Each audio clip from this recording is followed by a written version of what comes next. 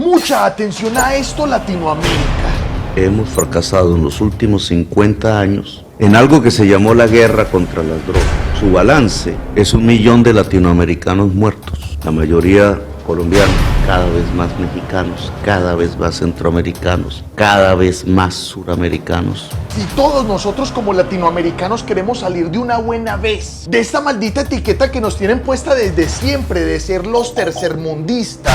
Tenemos que unirnos y trabajar como lo que somos, pueblos hermanos. Y hoy esta persona que ustedes ven en pantalla sobresale como un líder político internacional que puede guiar la consolidación de esa posible y necesaria juntanza. Vamos a escuchar para intentar desarrollar esta idea la intervención de Gustavo Petro en la 22ª reunión del Consejo Presidencial Andino, que tiene como funciones, entre otras, definir las políticas de integración subregional de este lado del continente. Escuchemos esto.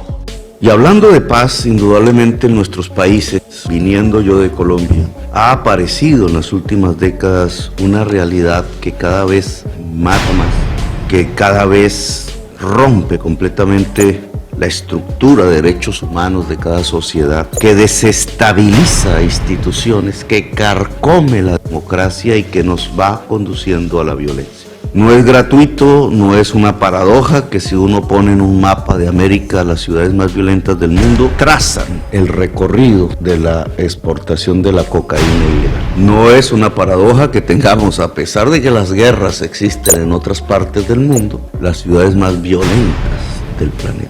Eso que está sucediendo y convirtiéndonos en una de las regiones más violentas del planeta tiene que ver con un fracaso. Tiene que ver con un fracaso. Un presidente que le diga a las naciones y a los dirigentes latinoamericanos que se sienten y reúnan para de verdad modificar estructuralmente la base de esa frustración, de esa derrota que significa la problemática del narcotráfico en esta zona del mundo. Se necesitaba desde hace muchísimo tiempo ante el megáfono de un estado como el colombiano. Estas palabras que vamos a escuchar aquí pueden y deben orientar e impulsar las acciones de la subregión alrededor de la problemática que encierra el conflicto de la droga. No ha habido un gobernante en Colombia que asuma el conflicto de las drogas de una nueva forma como se ha asumido durante tantos años y que ha sido una estrategia impuesta internacionalmente, sobre todo por los Estados Unidos, pero que ha repercutido en una decepción humanitaria masiva, en un desbaratamiento de una guerra improductiva sin antecedentes, en un duelo gigantesco con millones de muertos, con millones de hectáreas deforestadas, con inacabable detrimento de la calidad de vida de las personas, principalmente de las áreas rurales, con criminalización de las juventudes consumidoras que son el último eslabón de la cadena, mientras los grandes capos no solamente están impunes, sino que además también participan en política. Miremos esto. Hemos fracasado en los últimos 50 años en algo que se llamó la guerra contra las drogas.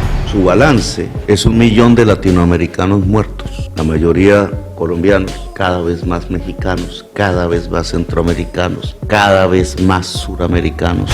Hay millones de norteamericanos presos, millones de latinoamericanos presos. Y las estadísticas en Estados Unidos hablan, después de 50 años de guerra contra las drogas, de 70,000 personas que mueren cada año por sobredosis de otras drogas a las cuales no se le hizo la guerra, el fentanilo. Si proyectáramos hacia adelante, tendríamos otro 1 millón de latinoamericanos muertos por homicidio, tendríamos millones de latinoamericanos presos, millones de norteamericanos presos, la mayoría de raza negra, y habría 2,800,000 estadounidenses muertos por sobredosis por algo que nosotros no producimos, el fentanilo. La conclusión de esto es a dónde nos ha conducido efectivamente la política de las drogas en Latinoamérica, a dónde nos ha conducido la política estadounidense de las drogas impuesta en los pueblos latinoamericanos. No son hoy los expresidentes de nuestros países personajes vinculados a financiación de sus campañas políticas con dinero del narcotráfico. No son hoy nuestros hijos, nuestros bisabuelos, nuestras tías, nuestros niños las verdaderas víctimas de esa política de drogas que todavía nos sigue asusando a matarnos mutuamente. mientras los narcos y los políticos se siguen enriqueciendo con nuestras muertes. Gustavo Petro hoy encarna un personaje que tiene el poder de direccionar el rumbo político latinoamericano hacia otro tipo de economías, hacia otro tipo de mercados y de energías verdes, hacia otro tipo de métodos de financiamiento, hacia otro tipo de discusiones con las que nos quememos las pestañas, que no sean solamente alrededor del Chapo Guzmán o de Pablo Escobar o de Álvaro Uribe, sino alrededor de temas como la industrialización del campo, la soberanía y la seguridad alimentaria, la modificación estructural en cómo estamos concibiendo la salud pública, cómo estamos concibiendo el tratamiento de las drogas, cómo estamos exterminando las condiciones naturales que hoy todavía permiten que la humanidad siga respirando. Han habido otros líderes en esta subregión del continente que quizás pudieron haber vestido ese mismo traje de adalid, de director de orquesta, pero por diferentes razones se extraviaron en su propia codicia, o tuvieron malos gobiernos, o simplemente no les fue suficientes para sí mismos su energía y su conocimiento. Ojalá con Gustavo Petro esa historia cambie.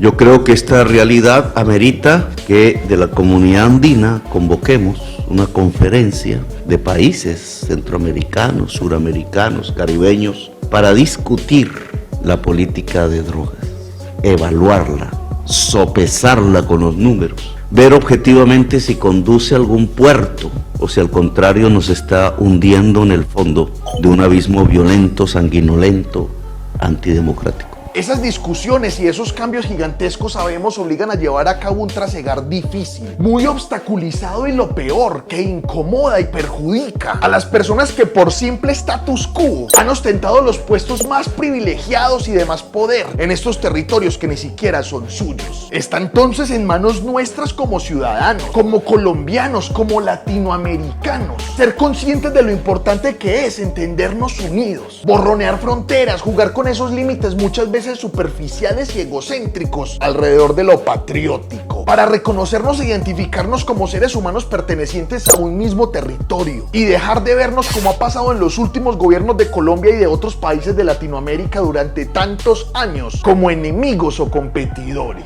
Será el inicio de una nueva era para los países latinoamericanos, una era más solidaria entre sí, más estratégica entre sí, más fraterna e inteligente. Pues yo espero que sí. Deje usted en los comentarios su opinión. Las cosas al menos ahora pintan bien. El mundo también nos coloca en unas circunstancias especiales para esta reunión.